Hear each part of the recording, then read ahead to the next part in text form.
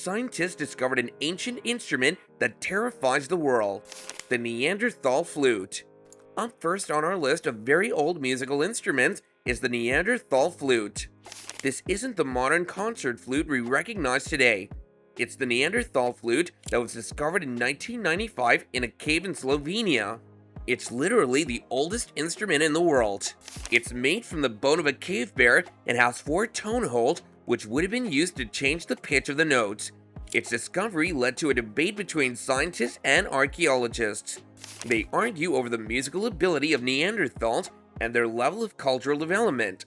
Some believe that the flute is evidence of a sophisticated culture and the ability to create and appreciate music. Others argue that it could have been used for non-musical purposes, such as signaling or communication. Despite the debate, however, the Neanderthal flute is a fascinating piece of history. It gives us a glimpse into the past and the cultural practices of our ancient ancestors. It's a testament to music's enduring power and its role in human culture for thousands of years. Bullroarer. Up next is the bullroarer, an ancient musical instrument that dates back to 18,000 BC. It can be found all over the globe. It's usually a flat plank of wood in an elliptical shape with a long string attached to it. The wood ranges in size from 4 to 14 inches, some even as long as 28 inches. To use the bullroarer, a person holds the string and whirls the plank of wood. The movement makes a low-frequency sound that travels very far. The movement also produces a distinctive loud vibrato sound with audible sound variations. There are many recorded uses for this instrument. It was a part of ritual practices, including initiations and burials. In some cultures, the sound was associated with a supernatural being or the natural world, such as thunder. In other times, a bullroarer served to scare away or herd animals. Sometimes it was used as a plaything, but in many traditions, the bullroarer was the perfect instrument to communicate across long distances. Hold on now, before we go any further, if you're enjoying the video so far, do be sure to give it a big thumbs up and subscribe to our channel if you haven't done so yet.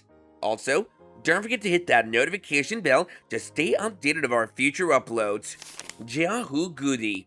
Our next instrument is one that can be traced back to roughly 6000 BCE in China. This makes the Jiahu Gudi the oldest musical instrument from this country. To give you a little bit of context, the burial grounds of Jiahu in the Henan province of central China contained artistic remains, including bone flutes. 6 complete bone flutes and fragments of 30 more were discovered. The Jiahu Gudi are constructed from the bones of the red-crowned cane. The flute has a V-shaped mouthpiece and 5 to 8 holes which produce different sounds. Hunters use the oldest bone flutes to imitate a bird's sound. Apparently, the sound lured the crane to a hunter. Later on, people played music using the Jiahu Gudi to commemorate a good hunt. Other uses of the instrument included being a vital part of rituals and ceremonies. Tutankhamun's trumpets. Another very old instrument is Tutankhamun's trumpets, which were discovered in Pharaoh Tutankhamun's burial chamber. They originated around 5000 BC. Archaeologist Howard Carter was credited with having discovered the trumpets in 1922.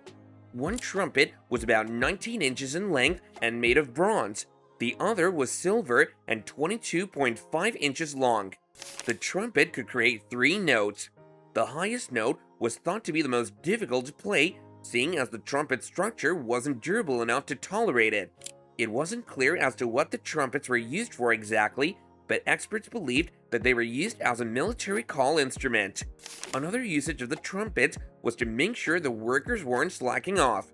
The bronze trumpet was among items stolen from the Egyptian Museum in Cairo during the Egyptian looting and riots of 2011, mysteriously returned to the museum some weeks later. According to Al-Aram, after its return, Paula Huston, curator of the Tutankhamun collection at the Egyptian Museum, claimed that it had magical powers and that whenever someone blows into it, a war occurs.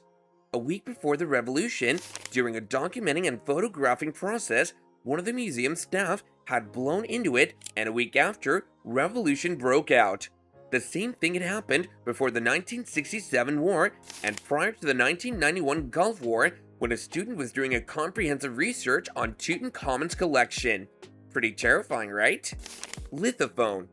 If it's called a prehistoric instrument, then you know it's really old. The lithophone, also known as the rock gong, is a percussion instrument made up of rocks. It's believed to have been invented between 8000 and 2500 BC. The oldest lithophone was discovered in Vietnam in 1949, consisting of 11 slabs of stone. Lithophones were also found in other regions of the world, including Africa and South America, basically in places where prehistoric people lived.